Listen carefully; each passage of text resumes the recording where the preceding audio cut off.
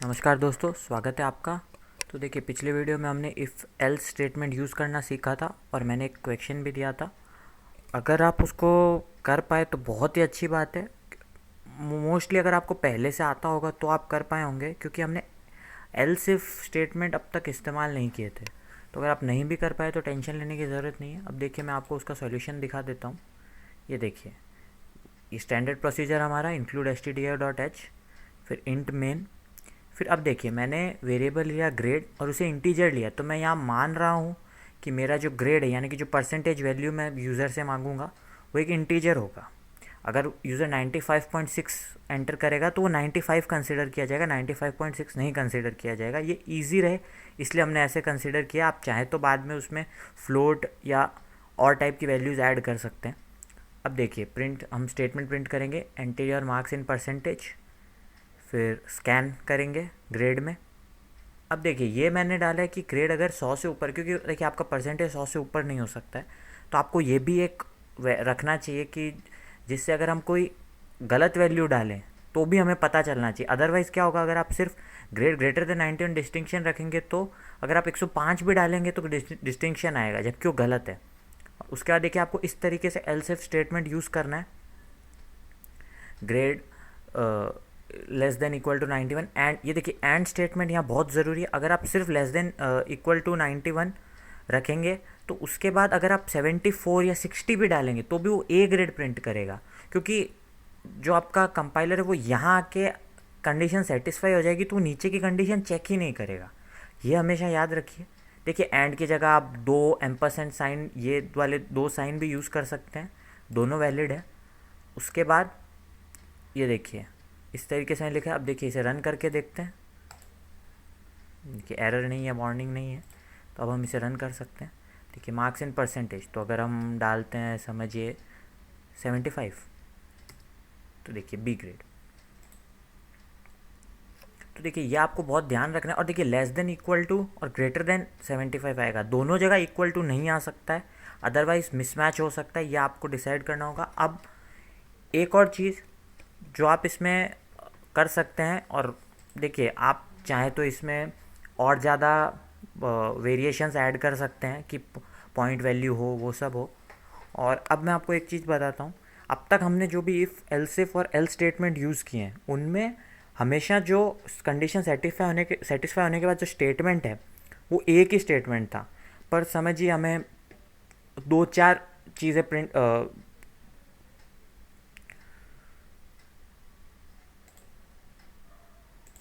अगर हमें दो चार चीज़ें एग्जीक्यूट करनी है तो इसके लिए देखिए सिंटैक्स रहता है कि आप इफ़, फिर जो भी आपका स्टेटमेंट है जो आपको चेक करना है वो लिखेंगे, फिर आप जो स्टेटमेंट्स है वो करली ब्रेसेस में डालेंगे।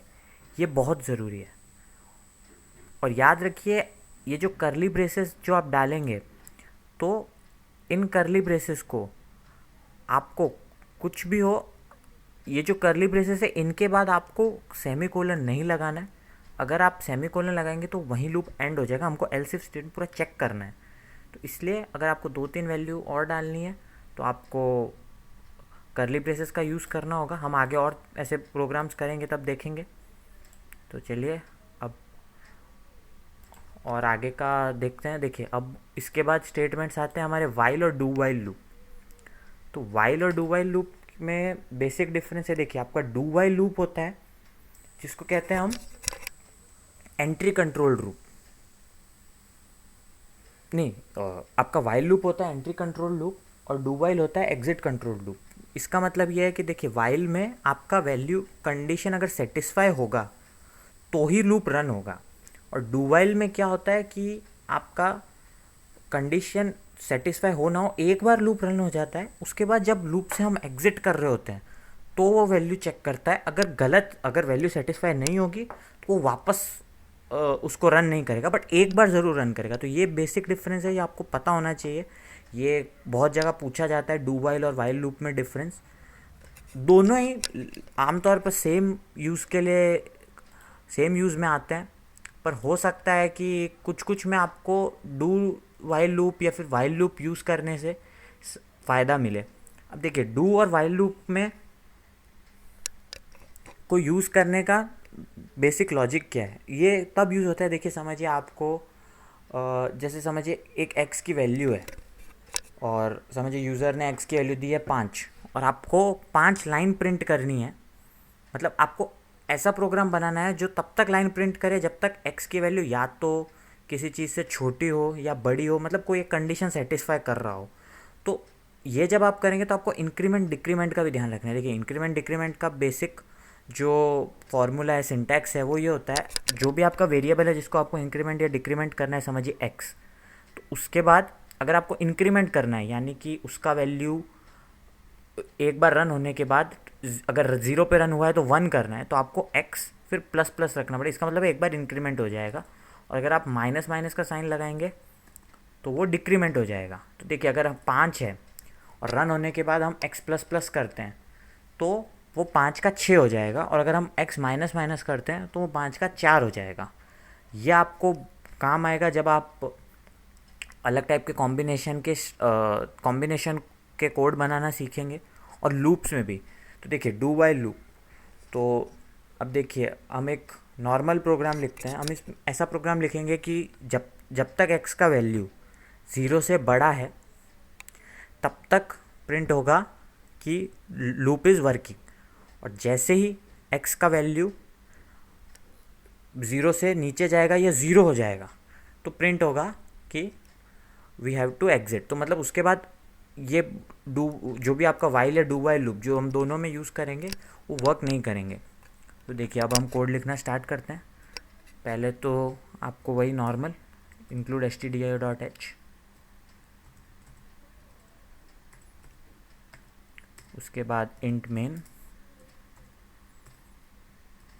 और देखिए लूप बहुत इंपॉर्टेंट है, आपको वो लगभग सब कोडिंग बाद में डू वाइल, वाइल और फॉर लूप के द्वारा ही करनी होगी। इफ़ एल्स स्विच ये सब हम सीखेंगे। इफ़ एल्स हम सीख चुके हैं, अब डू वाइल, इसके बाद फॉर लूप और उसके बाद स्विच स्टेटमेंट भी सीखेंगे।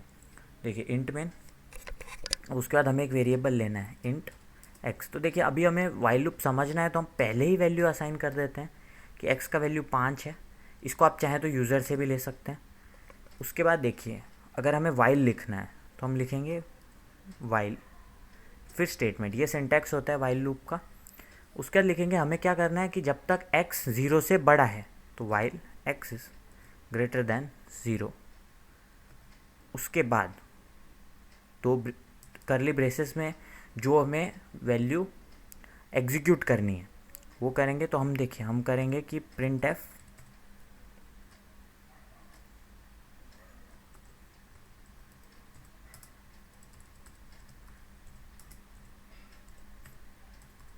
वाइल लूप इज़ वर्किंग, इसके बाद सेमी कोलन।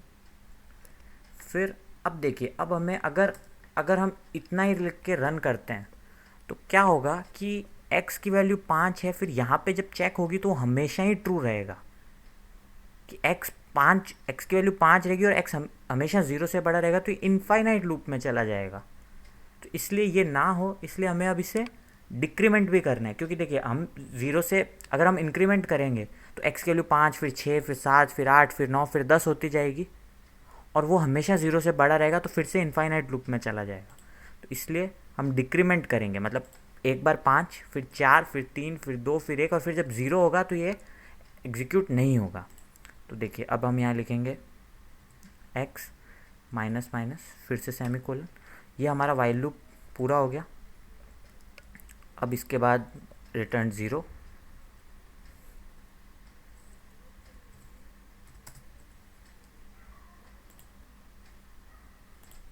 तो देखिए हमने प्रोग्राम लिख लिया। अब हम इसे सेव करने के बाद एग्जीक्यूट करेंगे। पहले compile, no error no warnings. तो अब हम इसे रन करेंगे। तो देखिए प्रिंट हो रहा है पर हमने एम्परसेंड /n का साइन नहीं लगाया। तो देखिए अब हम उसे भी ठीक करेंगे, फिर से रन करते हैं। हमेशा पहले आपको वापस कंपाइल करना होगा फिर रन। अब देखिए कितनी बार प्रिंट हुआ, 1 2 3 4 और 5।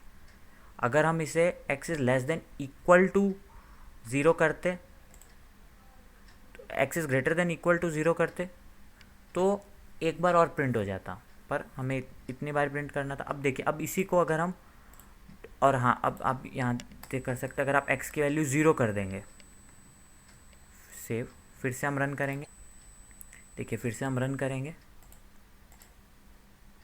तो ये देखिए एक भी बार प्रिंट नहीं होगा क्योंकि हमने x की वैल्यू 0 कर दी थी। अब हम सेम चीज़ डू वाइल के साथ करेंगे और डिफरेंस देखेंगे, जो मैं एग्जिट कंट्रोल और एंट्री कंट्रोल लूप की बात कर रहा था। देखिए डू वाइल का सिंटैक्स होता है, आप यहाँ पे लिखेंगे डू, फिर करली ब्रेसेस में आपका स्टेटमेंट, और उसके बाद लिखेंगे while x is greater than 0। ये आपका डू वाइल का सिंटैक्स रहेगा। देखिए उसके बाद करली ब्रेसेस डालेंगे, ये आपका सिंटैक्स कंप्लीट हो गया डू वाइल का। तो अब देखिए, अब वाइल में जब हमने x की वैल्यू 0 रखी और ये रन किया तो एक भी बार प्रिंट नहीं हुआ। पर अब हम देखिए पहले कंपाइल करेंगे, 0 एरर 0 वार्निंग। तो अब हम इसे रन करेंगे, देखिए एक बार लूप इम्प्लीमेंट होगा। यही एग्जिट कंट्रोल और एंट्री कंट्रोल लूप में डिफरेंस है। इसमें हम पहले ये स्टेटमेंट एग्जीक्यूट करते हैं, उसके बाद ये वैल्यू चेक करते हैं। वाइल में हम पहले वैल्यू चेक करते हैं और बाद में एग्जीक्यूट करते हैं। तो ये डिफरेंस आपको ध्यान रखना होगा।